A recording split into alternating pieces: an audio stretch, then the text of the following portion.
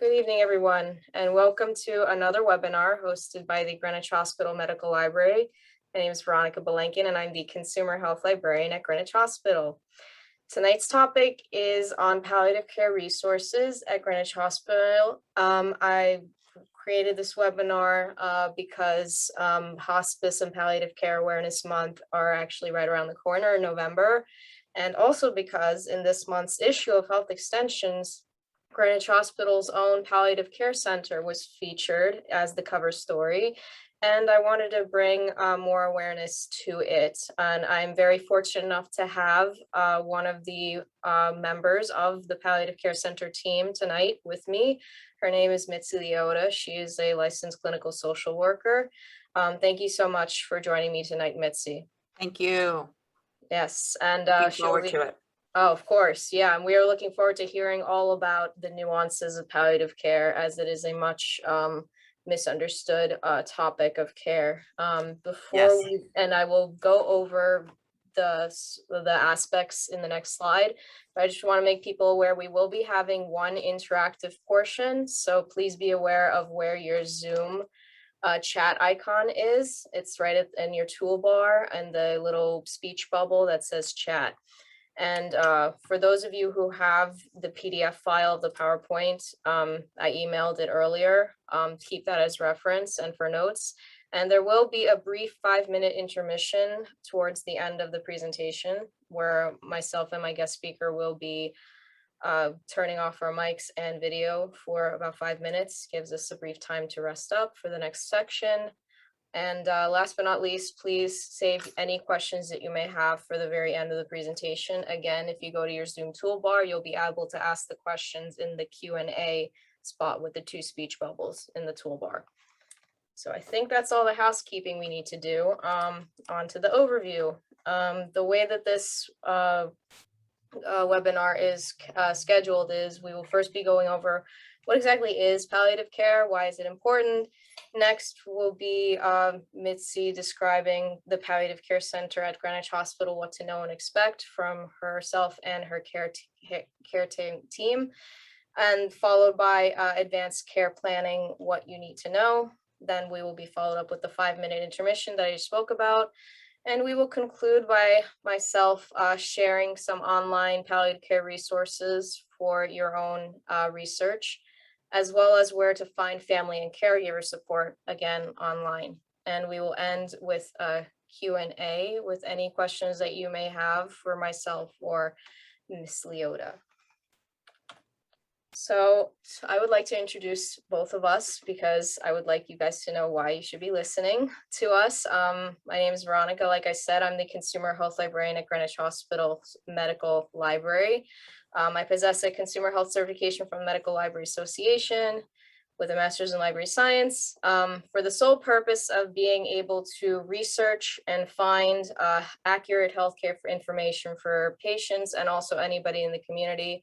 I really would like to promote health literacy and help people become more informed and educated patients so that they can take better charge of their healthcare and be able to advocate for themselves, especially when it comes to something like palliative care, being able to communicate your needs, being able to know what exactly you need and being aware of all your treatment options can make your healthcare much more productive and efficient. And I do this not because it's my job, but because I'm also a Greenwich resident myself, and I really do care about this community. And this hospital is a really great place to have care. So, but I'm certainly not as interesting as Miss Leota. Please, Mitzi, introduce yourself to our audience. Thank you, Veronica. My name is Mitzi, and I'm a licensed clinical social worker. I work in palliative care here at Greenwich Hospital. I'm very honored and privileged to do so. And I've been here at Greenwich Hospital since right before the pandemic started, February of 2020. And it's a wonderful place to work.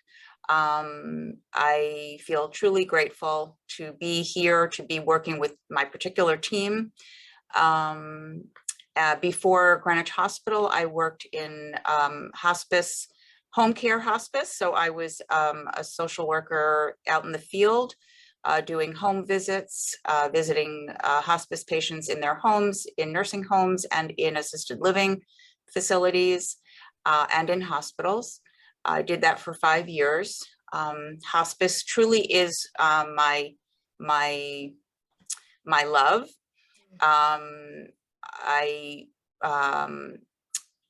I learned a tremendous amount doing hospice, and many people feel that I get a lot of questions. Isn't that depressing? And how can you do that? And the truth is that it was extremely fulfilling and rewarding. And in fact, there were many moments of joy as well in that work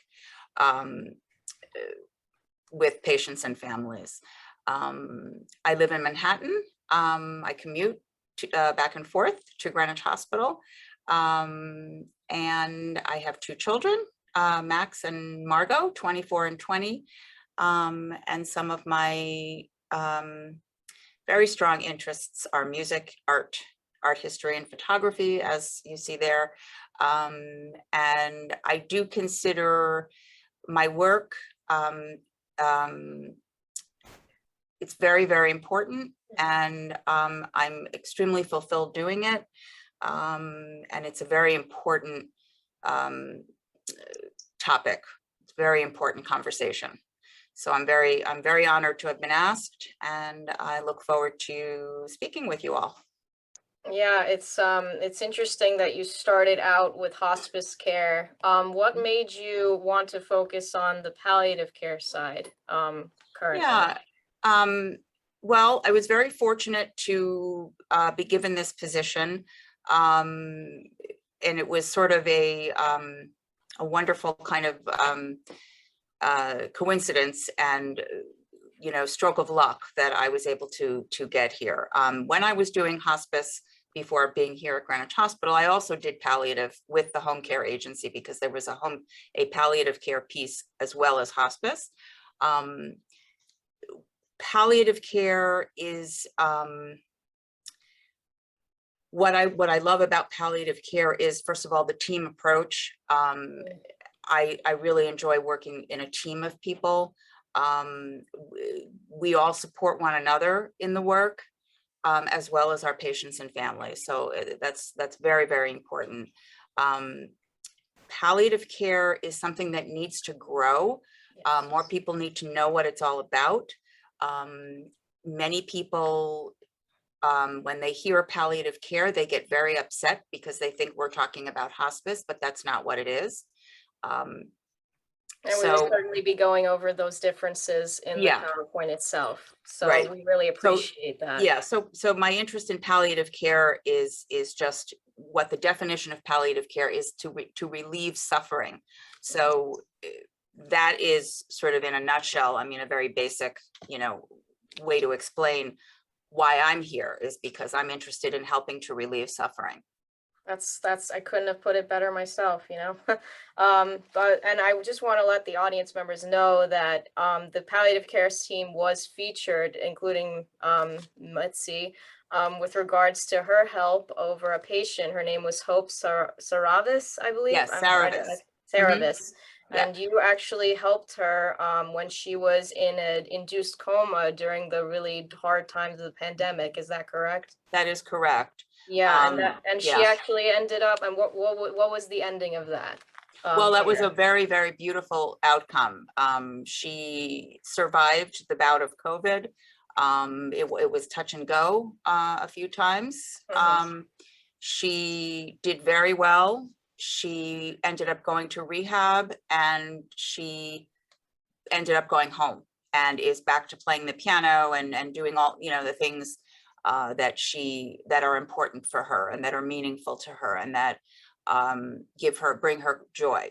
Her daughter was someone that truly seemed to understand the benefits of palliative care and really kind of attributed her mother's success and survival to what palliative care did for her mom. So that was very, very special. Yeah, it's like those among all the stories that we heard during COVID, where it's like all the deaths and everything. It's so nice to hear a nice a positive outcome come out of Right. this. And I'm Yes, hoping that in this PowerPoint presentation that you're able to tell us the services that you provided that yes, clearly helped Hope be able to play the piano to this day. yes, So I just want to let people know that that's like a really great thing that you guys did during COVID, which was one of the hardest times for all departments in the hospital. But yes, I'm assuming even more so for palliative care, since yes, there is the whole emotional and yeah, spiritual side to it that is often neglected to be right, talked about. So right. moving forward, I do want to keep talking about that story, but we want to get into the details. But first, as a way to just briefly illustrate to the audience, I want the audience members to take a look at this picture right here. I took this a screenshot from the Family Caregivers Alliance website, which is a really great caregiver resource that I will talk about later. So I just want, if the members of the audience right now want to take a minute to look at this picture, what part of this picture do you think represents palliative care? As you can see, we have a little man sitting there above a bridge titled that's labeled "You" with another little supporting bridge under that bridge. The Family Caregivers Alliance website stated that this represents what palliative care does for patients. If you want to take a crack at answering that question, you can go into your toolbar on your Zoom screen and go into the chat. See if which part of the picture you think represents what palliative care actually does for patients based on this picture. And the answer might not be immediate to you, but if you wanted to give it a try, there are no right or wrong answers, I promise you. And I did not get this at first, but when I figured out, when I saw the answer later, I was like, oh, it's so obvious. Mm, yeah, Yeah. And I'm sure Mitzi already knows, considering that she's in the profession. I'll give you guys a few seconds to give it a try if you wish. The Family Caregivers Alliance is a great resource for caregivers. Obviously, it's in the title, but they do have a great video where this screenshot is featured, and I will be showing it in the next slide. So as you can see, it is about the patient, which could be signified by you. But if anybody was thinking that it's the bridge, then you would be correct, but it's actually the second bridge down here above the U. For the Caregivers Alliance, want to use the metaphor of a bridge to describe what palliative care is. mhm, So you can see right here, their definition is that palliative care is a specialized medical care for people living with a serious illness. The goal is to improve the quality of life for both the patient and the family while receiving that specialized care. And let me just briefly show you this very short video where they kind of use the metaphor of a bridge to describe palliative care. It's just a minute.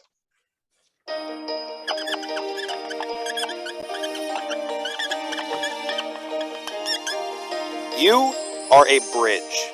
It's true, or at least it's a good analogy. When you're healthy, when the bridge is sound, you can handle anything. Cars, trucks, trains, all the bumps of life, no problem. You are set.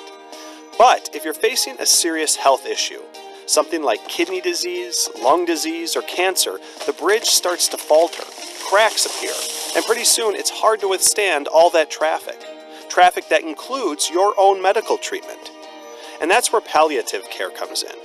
Palliative care is a specialized form of medical care, specifically designed for people with serious illnesses. Its main goal is to improve your quality of life by providing relief from the symptoms, pain, and stress that are an inevitable byproduct of both the disease and the medical intervention. In short, palliative care provides support for your bridge. And when a bridge is in trouble, there is nothing better. Now, palliative care, just like construction, is a team effort. It takes doctors, nurses, social workers, and other specialists, all working together with your physician to realize that extra layer, the layer that can make all the difference. It's a treatment method that makes sense at any stage of life and at any stage of an illness, because it's never too late to lessen the burden. So, next time someone you care about is facing a serious illness, remember this bridge analogy, and be sure to consider the enormous potential of palliative care.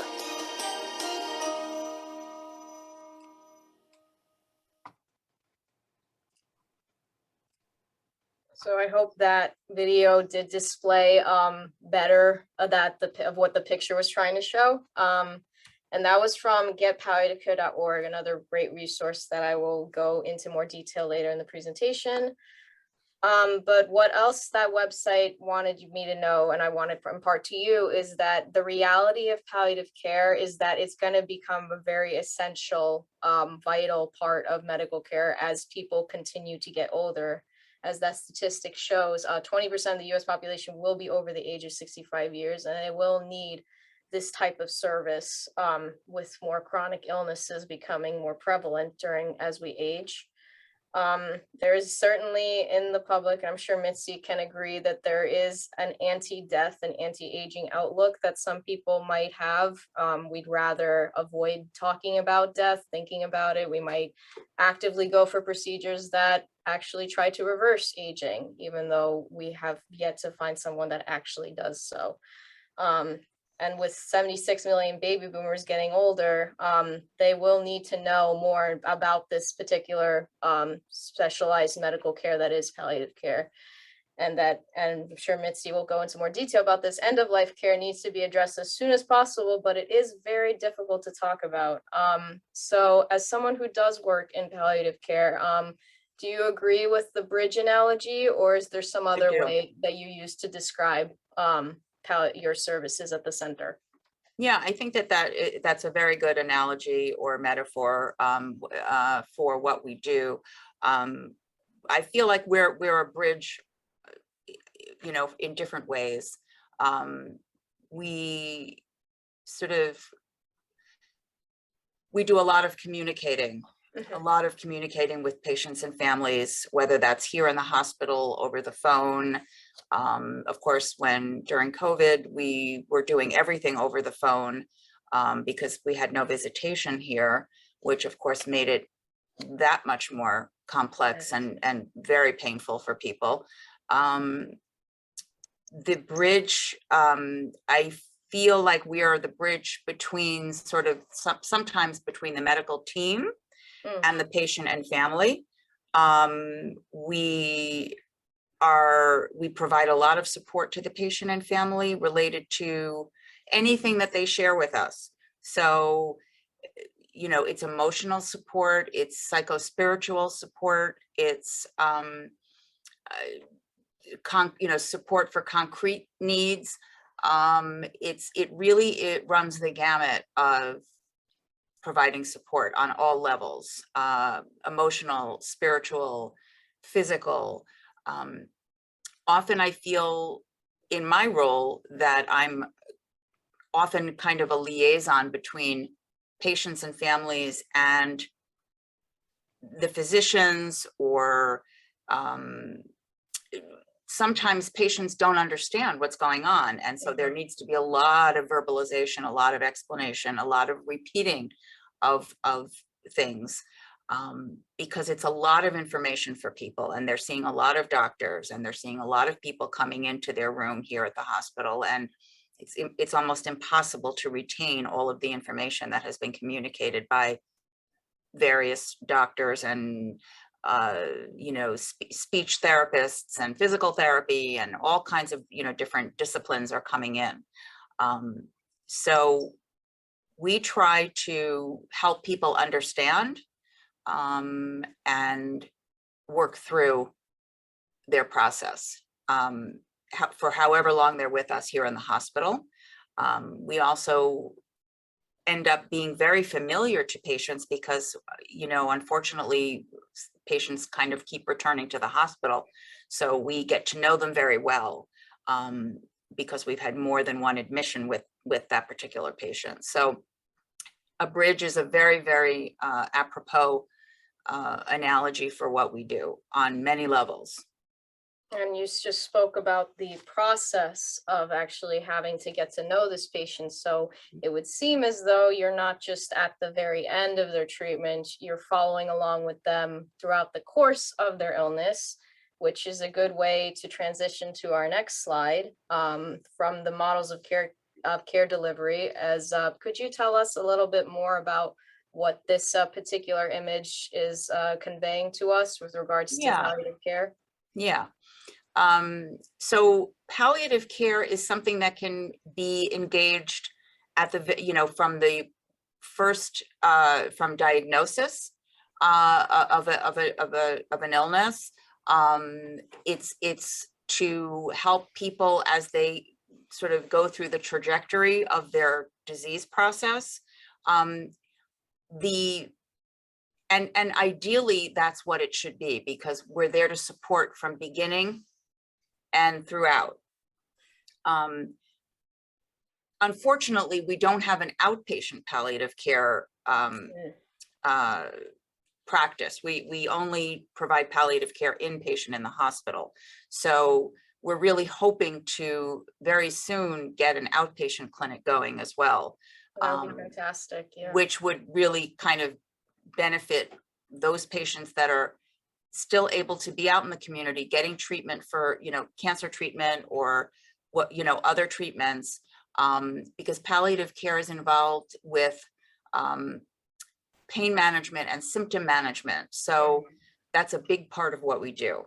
So palliative care is something that can happen from day one. We can be involved, but the problem is that does not happen. So what's happening is people are coming onto palliative care too late, because often by the time they're engaging with us, they're much closer to end of life than, and it's more time for hospice. So what we want to try to do is we want to try to get people engaged with palliative care much further, in the beginning of their journey, so that they can have this ongoing support, both medical and psychosocial support. And palliative care is for people who have lung disease, heart disease, dementia, cancer, any chronic disease. We help participate in that care. The way that it works here in the hospital is that we're consulted by the hospitalists. And what we find is that a lot more education is required, even for physicians here in the hospital. They're sometimes consulting us too late. They're sometimes consulting us in a way too early, because they themselves haven't communicated with the patient and family to sort of introduce us as an option. So we're working on culture change, and we're working on, trying to get physicians to kind of consult us at a more helpful time. People do very well when they're supported. And so in any case, palliative care could be considered sort of within hospice, but not really. Hospice is, one must have what we call a terminal diagnosis, with a prognosis of 6 months or less. So with hospice, we're focusing on end of life care. We're not doing treatment anymore. We're not doing blood work. We're not doing tests. We're just shifting focus to comfort, and whatever that means for the patient as they're going through their end of life journey. So palliative care is not hospice, but it often can lead to hospice. So does that cover it, you think? Oh, yes, of course. And it's you were mentioning how you're trying to change the cultural perception of palliative care. That's what's great about this webinar, is that perhaps if the hospitalist wouldn't refer them to it, the patients will know and want to be recommended for it. And that's even better. If the patients or the community are already aware of this service, then they can already request it from the beginning of the diagnosis. So and some patients who have been in the hospital several times, their families will sometimes call us and ask for us to be involved again. So that's good when that happens, because they already know what we can provide and the benefit of it. Yes, So, and we will be going over the contact details in the next couple slides. We will be moving forward to speaking more directly about the differences between palliative care and hospice care. Luckily, we have somebody who has done extensive experience in both, so that helps a lot. For instance, with regards to the National Quality Forum, it says specifically when life expectancy is 6 months or less. When the both, but on the other hand, both focus on the relief of suffering for pain yes. and symptom management. But is there really a focus in hospice for just there's not really any treatment, it's just management of pain at that point? Right. Correct? It's about comfort and dignity as life is taking its natural course, as one is moving through that. Hospice can be provided at home, in nursing homes, in assisted livings, and it's a very, very supportive care, like palliative care. So with hospice and the life expectancy of 6 months or less, it doesn't have, sometimes there have been people on hospice for much longer than 6 months. It depends on what's happening. Medicare, it's a Medicare benefit. So Medicare, in order to remain on hospice for longer than 6 months, you know, there is criteria to remain on hospice. So when one is doing documentation for Medicare, one has to sort of speak to the person's decline. So whereas with palliative care, that's neither here nor there. That's not an issue. Yeah, depending on the treatment, there can be no guarantee that somebody might actually have to stay in hospice if they start getting better, or Right. There are people who have been what we call graduated from hospice, who have to come off hospice because they no longer meet criteria. And that speaks to often to the good care that is provided. Exactly. People rally sometimes.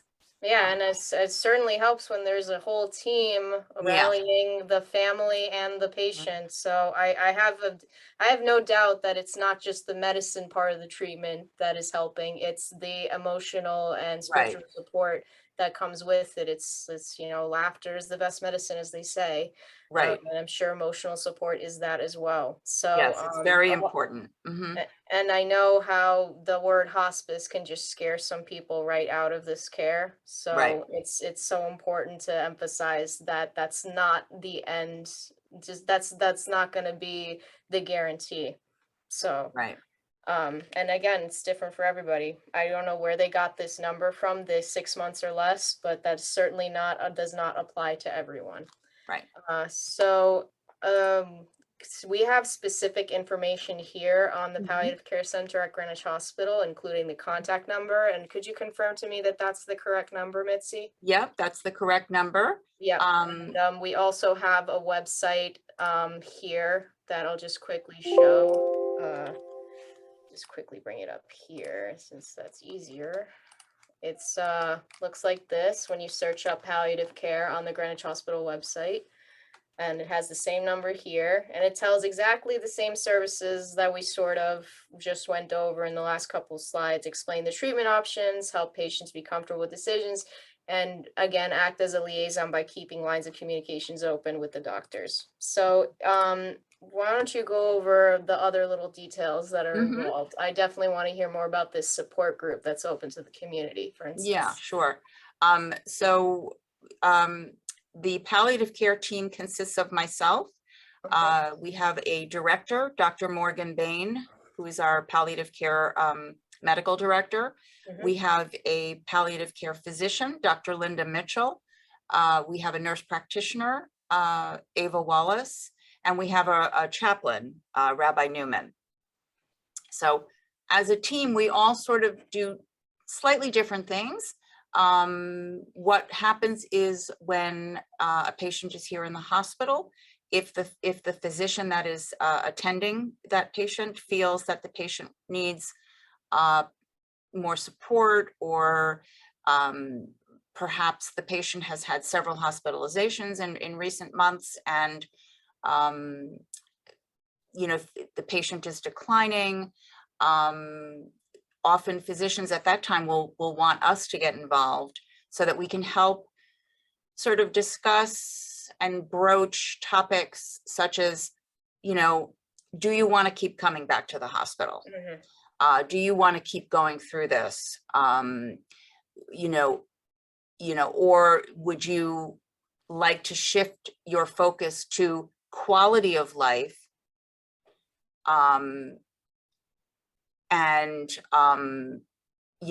What's important? What is important to you? Mhm. What's important about your life? How do you want to live your life? These are we kind of approach with a lot of open-ended questions for people. As I said before, when we get consulted, sometimes the consult is not always 100% appropriate because, and it's too complicated to get into why, but and sometimes it's extremely appropriate. And sometimes we wish that we had gotten the consult many weeks earlier. For instance, if a patient has been in the hospital already 30 days, let's say, and we're just getting the consult, what we think to ourselves is, well, what took so long to consult us? Because clearly this person is suffering, Yeah. And things are getting worse, not better. So why weren't we consulted sooner? Because we could have been a great support to the patient or family. So that's what the consultative piece there is, that we are consulted. We are a consultative service here at the hospital. I do conduct or facilitate a bereavement support group weekly on Thursdays that is still happening via Zoom. Mhm. It's for people who have lost a loved one. It's open to the community. Currently, I have about 9 people attending the group weekly. So it's going very well. And the folks in the group are people that have lost spouses. Mostly they've lost spouses. One lost a child, an adult child. So there are a few different losses that people have suffered, but it's a very good core group. They come back every week, and it seems to be helpful. And So this support group, sorry, Yeah. this support group, what time do they meet on Thursdays? Just so It's people at are noon. aware. Thursdays at noon? noon. Mhm. Okay, and one last thing, it's they don't have to be patients that have No. seen you. They can Nope. just be anybody who's lost Yep. anyone at the hospital at any point, correct? Or anyone who, I think it's listed in the health extension Mhm. magazine. So people who, I guess the community of Greenwich receives that. So I get a lot of calls about the group. Okay, that's Yeah. great, because this Mhm. is a great group. Could you tell us a little bit more about the counseling that you offer to your palliative care patients? Because Yeah. it's a sort of a mental drain having to go through this type of care. So, Yeah. Every patient and family is different. Some patients and families are not that interested in sharing or opening up and kind of talking more deeply about their experience. Other people are very, very receptive. Other people, it takes them a little while. You have to establish a therapeutic rapport with people, mhm. a trust. And when that happens, it's quite wonderful. I happen to have a patient right now, as an example, who's been here for a long time. And this person absolutely relies on the support that the palliative care team provides. So, there's all different scenarios of patients and issues, and no family or patient has the same issues. So It's good to know that when they see you for these counseling sessions, it's not yeah, just going to be about a list of medications that they no, need to take. It's not going to be follow-up appointments. right, It's going to be about, tell me how you're feeling. yeah, Tell me, you Yeah. know, how this is making you, what is it that you want to have happen, and Yeah. what are you feeling during this whole process, correct? Right. You know, how are you feeling this morning? Or, you know, how do you think you're coping? Mhm. Is there anything bothering you? Is there anything worrying you? We also just try to sort of ask more open-ended questions, which then allows the patient to, you know, speak more freely. Yeah, to lead it, yep. You know, and, you know, for instance, today I met with a new patient who is in treatment, but began to get extremely emotional, and wept. And I simply held this person's hand, and just allowed space for this person to emote. Mhm. And there were no words. There was silence, but there was presence. So presence is very, very important, and empathic presence that we provide for people. There are times when the consult is only for social work and it's not for the rest of the team. So those are cases where I go in, and it's mostly just to provide psychosocial support for the patient or family. The Just medical so, piece of it is sometimes not needed. yeah, Um, that because that's where maybe the hospitalist can come in, but it's just on your end, it's more of right. like making sure that they're okay throughout this whole very draining and hard Yeah, process. And I it's, want, you know, being in the hospital is very difficult. mhm, It's very difficult to rest in the hospital. People are obviously highly anxious and stressed when, you know, when they're in the hospital. So just a comforting presence often is what it is. Different people need different things. So this person that I met with today shared some very deep insights with me about the process and what this person is going through. And this is an example of it's just a social work consult. It's not for the rest of the team. So that is happening more and more, I must say. So yes. I'm not surprised given yeah, COVID, you know, yeah, it's like, instead of putting on a front and trying to put on a brave face, it's really great to know that this service, this care center emphasizes that, yes, you can feel, you can grieve, you can emote. yes, It's a really great opportunity for people yes. to know Because about. there's a lot of grief. There's a lot of anticipatory grief. There's you know, there's grief around the loss of independence. There's, you know, there's all kinds of grief. And people are on different, you know, experiencing different levels of grief about different aspects of things. Mhm. So, And one of those aspects is going to be about the goals of care with regards to the families involved. yep, very Um, important.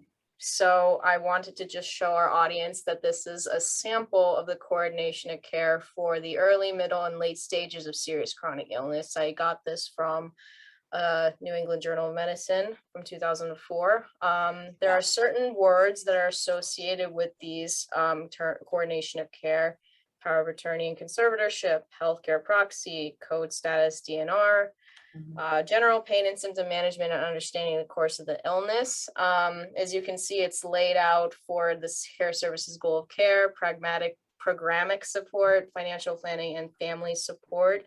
I was just wondering if Mitzi would be able to define some of these terms that might not be familiar to some people, and to Sure, also be able to tell us if this particular table is accurate to the services that this care center provides.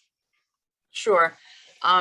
So one of the major things we do is to discuss goals of care Mhm. with patients and families. Most people come into the hospital as what we call a full code, meaning they want to be resuscitated. When the subject of DNR, do not resuscitate, is very difficult for many, many people Yes. to discuss, because the answer is, well, of course I want to be resuscitated. You know, there are many people that say, yes, do everything you can. And then there are other people, fewer, that will say, no, I don't want to be resuscitated. I don't want my chest pounded on. I don't want to be kept alive via mechanical ventilation, life support. I would rather be allowed to go peacefully. So these are some discussions that we have regarding what we call code status, which is number 3 here on this list. Power of attorney. It's really important to, and we all should be doing this, is establishing someone to make decisions for us in the event that we would not be able to make decisions. Very, very important to establish a power of attorney and a healthcare proxy. These are things that only go into effect if and when someone is no longer, competent or able to make decisions for self.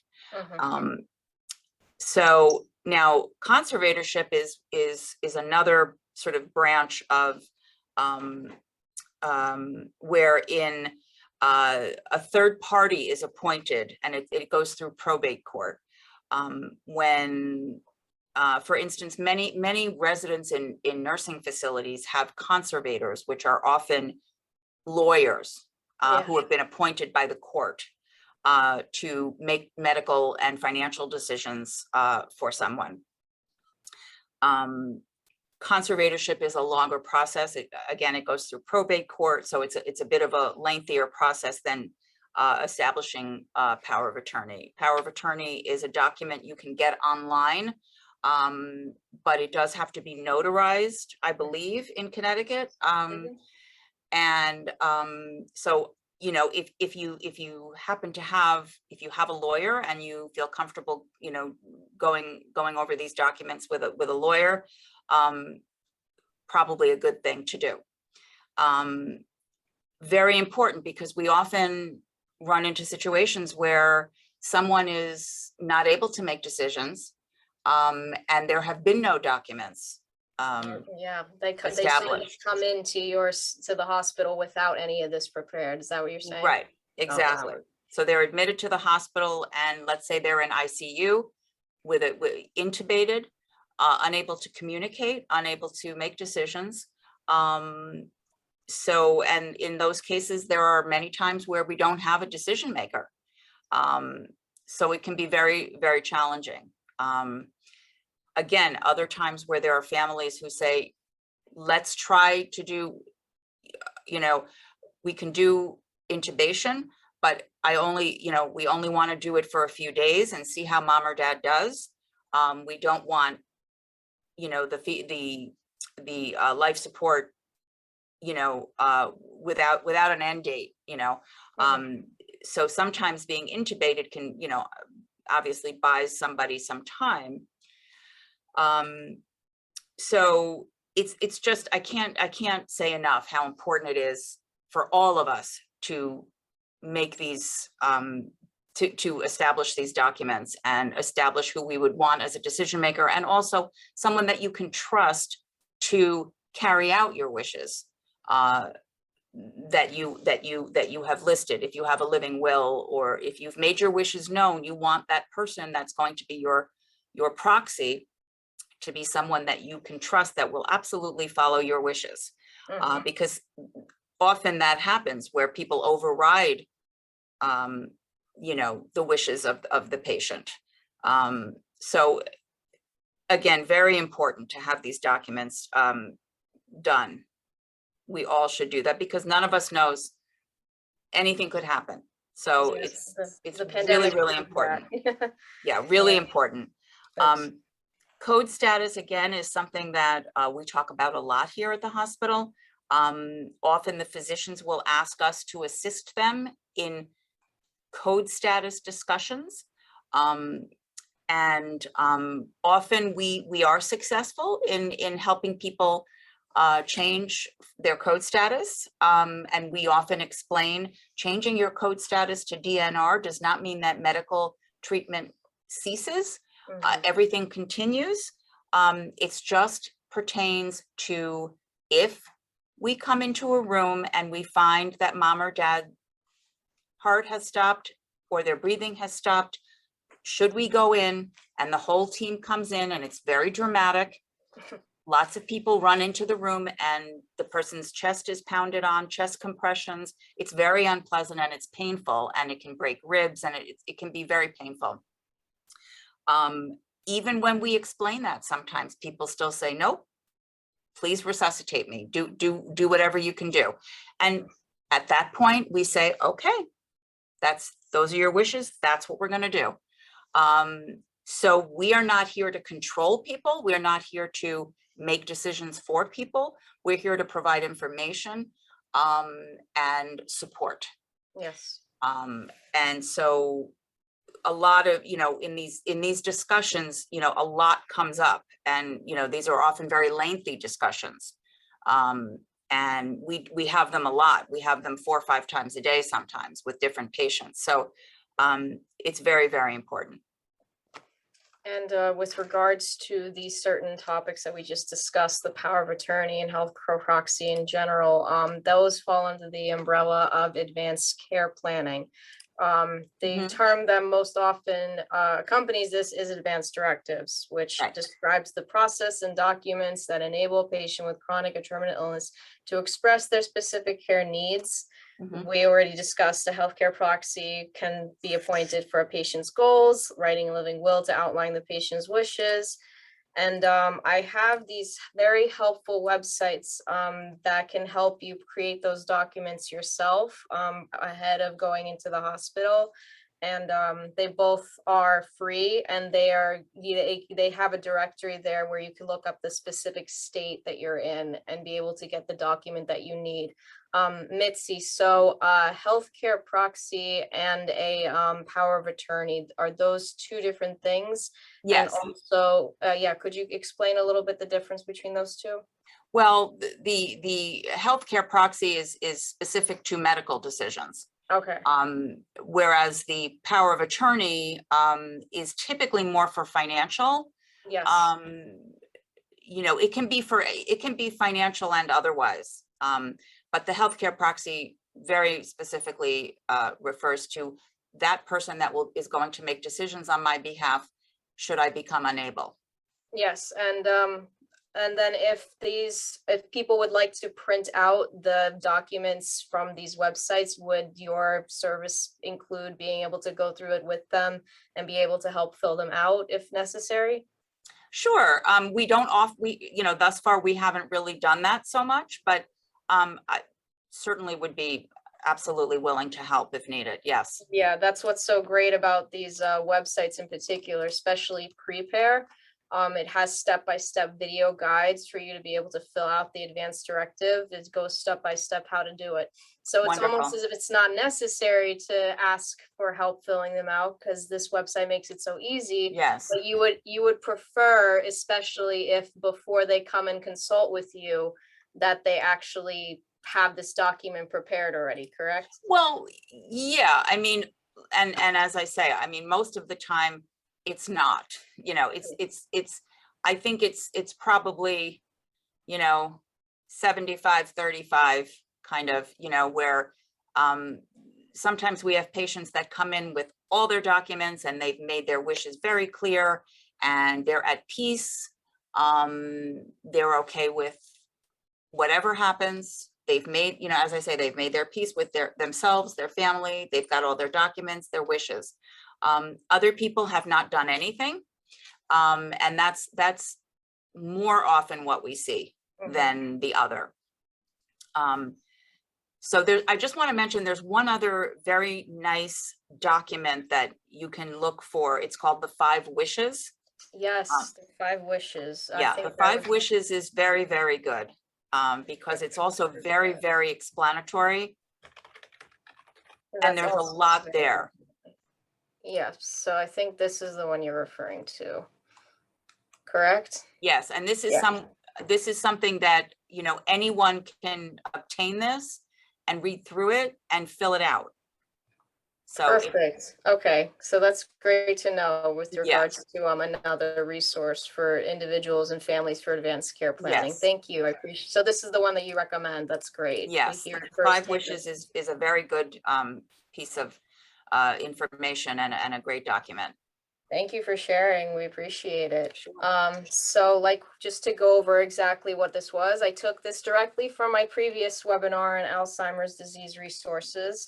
We have the must-have documents on the medical side is the advance directive or living will, the durable power of attorney, and the do not resuscitate order, which is part of the advance directive. The legal and financial part can be the will, the power of attorney over financing, and the living trust. And those can be more talked about on this website. The National Academy of Elder Law Attorneys has a great resource for the legal and financial part.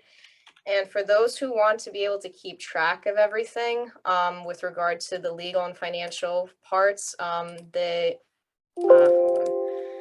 Let me just get it up here. There is a great worksheet that it was provided by the Alzheimer's Association that you can be able to fill out on your own. Let me just bring it up like this again. Apologies, technical issues right now. I just want to show a worksheet. Yeah. Technology. Yes. Oh, here we go. Yes. So for those of you who are having trouble keeping track of all the assets that need to be done during the legal and financial part, I highly recommend this sheet. Someone does not need to have Alzheimer's in order to fulfill this sheet, but this is helpful just to be able to write down everything because it is so hard to remember, especially these important things. I'm sorry, Mitzi, did you want to say something?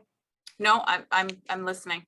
Oh, okay, yes, I just want to make sure. So savings, the checking, certificates, deposits, accounts, it's the above everything else that you're supposed to remember. These are the things you might want to write down so you can just refer to them instead, because there's already so much going on. So I highly recommend being able to fill out this worksheet and be able to get some relief just by being able to reference instead of remembering everything. Yeah. Yeah, so we are a little bit running out of time, so I was going to do the intermission, but as you can see on this slide, but I think we're just going to power through because we've already kept Mitzi long enough and I don't want her to go over time here. So I'm just going to quickly go into my section. I apologize for everybody who was looking forward to the intermission, but the hour is late. Let me just, for some reason, my PowerPoint is restarting. Hold on. Again, with the, I am not sure what's happening. I'm sorry. I got to bring this back up. I apologize. It crashed for a second. Let me just get back to the slide. All right. So I'm just going to move forward with my online palliative care resources because I want to make sure that there's room for the Q&A. So these are the 3 websites, along with what Mitzi just recommended, that I would recommend people go to research palliative care on their own. We have Get Palliative Care, which I mentioned earlier. They had that nice video with the man on the bridge. It looks like this. That is not it. That looks like this instead. Yep. So it goes very deep into detail about the different types of palliative care for specific disease types. It even has a little checklist for letting you know when it's right for you, especially what point in time that you might want to submit somebody for palliative care. Then it has even a section for how to talk to your doctor about it, requesting it, meeting the team, and finding a provider. Especially for finding a provider, they have a provider directory right in here. All you have to do is just put in the zip code or city or state that you're in, and you're able to also check in whether the hospital nearby provides palliative care, nursing home or office, or even from within your own home if you prefer in-home care. The directory will be able to find it for you. I'm pretty sure if we put in 06830 right in here, Greenwich Hospital's palliative care will come up right up, but feel free to go into yourself and be able to see it. They also have videos, podcasts, and their own webinars with regards to this topic. So next we have caring info.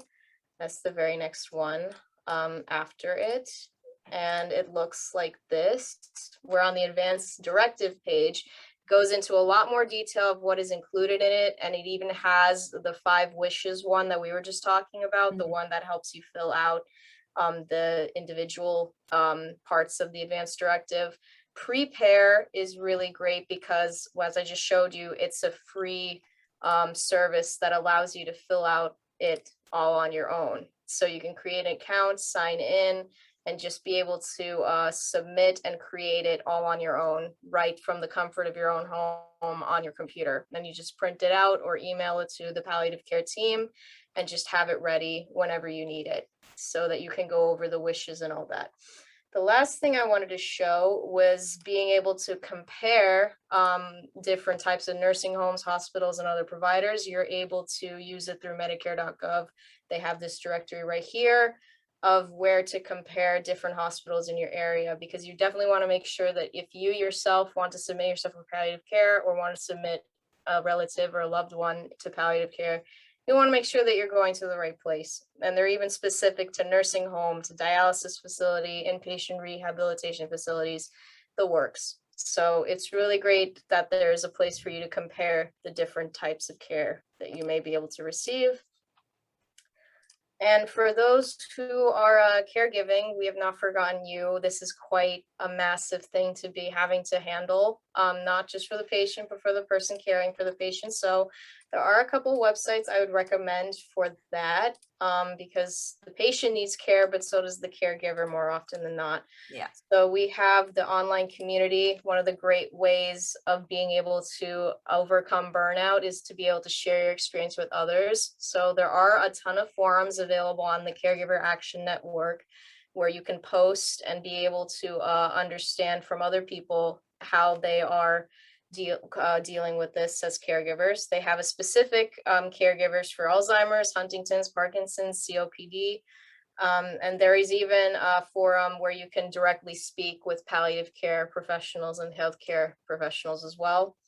They even have a section on COVID-19. So definitely check these out if you prefer a more social way of learning. But we also have the Family Caregiver Alliance. Those are the people that provided that video earlier. They have information in multiple languages. The caregiver resources range from different health conditions to caring for yourself, which is really important, from grief and loss to relaxation meditation, how to avoid the common stressors that may occur during caring for a loved one. And they even have their own support group network as well. You can recognize and look up services by state and also support groups that are currently in your state. And they also come with their own upcoming classes, webinars, and virtual support groups for those who don't have one nearby. And last but not least, we have caring.com, which just incorporates every single part of the caregiver process, from choosing an assisted living facility to aspects of memory care, home care, all the senior care, and especially the Caregiving Resource Center and everything that you can know about caregiver burnout. And as you can see, the topics range from wills and estate planning to assisted living for seniors with depression, all types of resources regarding the different parts of Medicare so that you're aware of what's covered and what's not. Just all sorts of whatever topic you could think of for caregiving will come up in this website. So I highly recommend it. And those are the three pictures. If you have the PDF that I sent earlier, you can click directly on them and explore it on your own time. And I just wanted to have everybody be aware that all of these links that I talked about tonight are on my website, the Dr. Stephen Mickley Community Health Resource section, under the category of hospice and palliative care. As you can see, this is me right there, so you know that I'm managing this website. We have hospice, palliative care, advanced directives, and a whole category for just caregivers themselves. So as you can see under hospice and palliative care, all of the links have been listed that we spoke about here tonight, that you can just directly go here, so you don't have to Google and search for hours for what we talked about tonight. You can just come on here and be able to do that right there.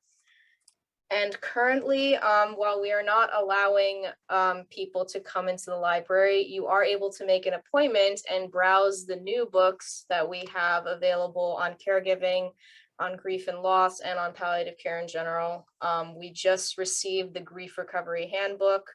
We are going to be getting already Toast Giving, Caregiving and Burnout in America, which I've heard is very well reviewed and received by the public. So, and all the other books that we currently have are also listed on the website here under books. And if you go directly to these categories, for instance, in caregivers, we've listed our book specifically on caregiving right over here. So I tried to wrap it up quick. I hope I wasn't too quick, but I just want to say thank you so much for attending. And I think we have just about another minute for questions. You can see the chat is already up here. Yeah. So does anybody have any questions for now? Yes. So can the public borrow books?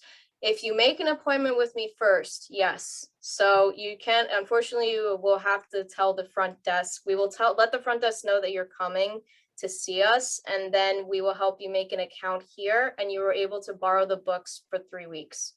That is the rule. But you have to come in here, set up an appointment with me first. As you can see, my phone number is right here, and my email's right here. So I'm available for in-person or virtual appointments, 9 a.m. to 4 p.m. Monday through Friday. So you are going to be able to borrow these books, one book at a time, though. I'm very, very happy to see all the feedback we're getting so far from this webinar. We are here. If there's any other questions, please feel free to ask. I know we threw a lot at you. So, but I'm so grateful that Mitzi is here because she went into so much detail, and I just know that this is going to be a great way to introduce her to the community and the center. So thank you so much. Yeah, and it is quite late, so I appreciate everyone who was able to join us tonight. So if there isn't anything else, I think we are going to adjourn for the evening. I just want to read this to you, Mitzi. Sure. Advanced care planning is so important. Thank you for raising this, perhaps a topic in itself at a future webinar. Glad to hear that palliative services will be developing into the community-based settings too. Thank you. Yep. So it's just, I'm so glad to hear that back. Yeah. And I'm hoping that we have Mitzi on again soon. And Thank you. especially considering palliative and hospice awareness is next month. So yes, I would love to anytime. And please, anyone who is here, if you would like to speak further or have any other questions or concerns, or if there was something I didn't address or didn't speak well about and would like to speak with me again, please feel free to reach out to me. Yep. So just so everybody has the number again, this is the number, and they can just request to speak with you specifically. Yes, correct? that Okay. number is the main number for the palliative care team here in our office, and I answer that phone. So. Okay, perfect. That's terrific. All right. So again, thank you so much for joining us tonight. And thank you, Veronica. Yes. So have a great evening, everyone, and take care. Thank you. Take care.